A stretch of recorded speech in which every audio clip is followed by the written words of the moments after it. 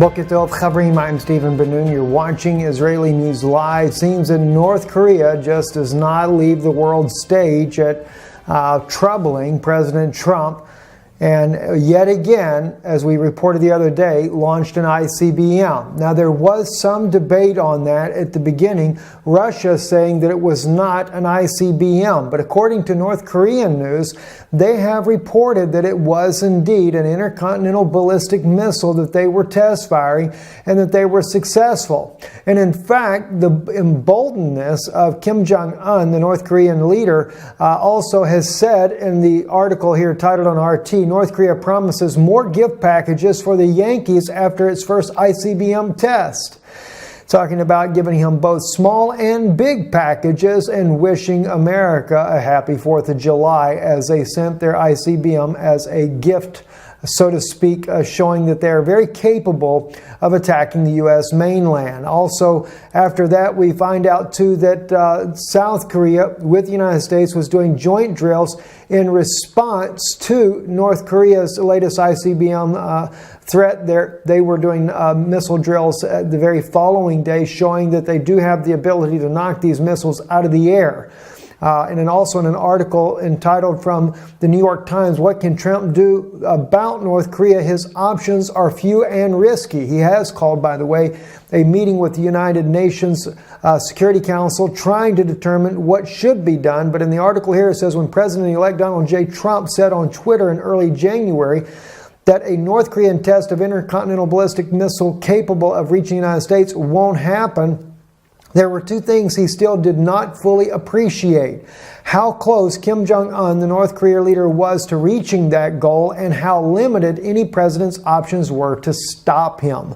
The ensuing 6 months have been a brutal education for President Trump, with North Korea's launch on Tuesday of what administration confirmed was an intercontinental ballistic missile. The country has new reach, experts said the North Korean had crossed a threshold, if just barely, while a missile that could potentially strike Alaska. Mr. Kim's repeated missile tests show that there are more definitive demonstrations than he can reach the American mainland cannot be far away.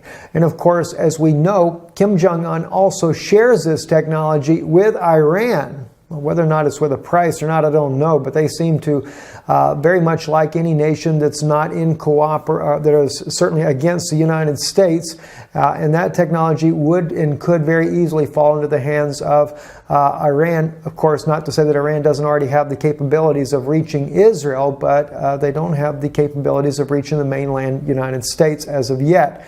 So there is some major concern regarding those issues as well.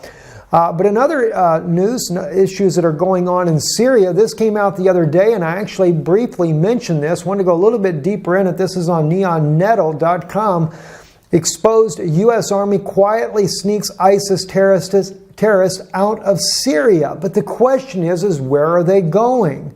A senior Syrian legislator, Amnar al-Assad, expressed to the U.S. that the U.S. was doing this exact thing. Said, according to here, he claimed that the United States Army is helping ISIS terrorists escape Raqqa following the defeat by Russian and Syrian forces. The U.S. aircraft was allegedly caught by authorities in Syria who witnessed the aircraft transporting the terrorists to a location not yet known. ISIS has started withdrawing troops from the west of Raqqa province following an agreement with the U.S.-backed Kurdish forces. Syrian troops managed to remove ISIS grip in eastern Aleppo and entered western part of the group's de facto capital. And of course, as you can see some of the photos here, whether or not these are actual photos of this incident or not, cannot say, but they are definitely suggesting that the U.S. is moving those ISIS members out of there. And of course, we have RT speaking in another article here that just that came out on June 19th, U.S. becoming the de facto defense shield of Islamic State in Syria, although it is a couple of almost 2 weeks old now. But again, it's just more of information out there, and there is an overwhelming amount of information out there that it seems that the U.S. continually seems to protect ISIS militants. Whether or not it's all the ISIS militants or not, can't really say. Seems like every time they get kind of caught with their hand in the cookie jar, the U.S. once again begins to lob attacks on ISIS and publicizes that to the world to make it look like that they're not supporting ISIS. Well, maybe it depends on which fighting unit is on the ground. Can't really say.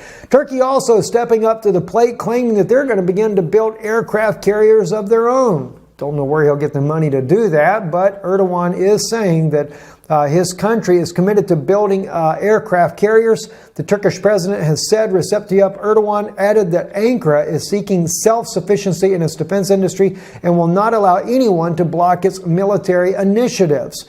We will build our own aircraft carriers, Erdogan said at a launching ceremony on the new Turkish Kanaliada Corvette, a Istanbul Navy shipyard, which Corvette, of course, is more like a destroyer, not an aircraft carrier. But very interesting to see whether or not they have that kind of capability. We know that China has built its own aircraft carrier with two already in the works coming out. It looks like that China certainly will become a new world order superpower. I'm Stephen Ben-Nun. You're watching Israeli News Live. Shalom, and more to come later.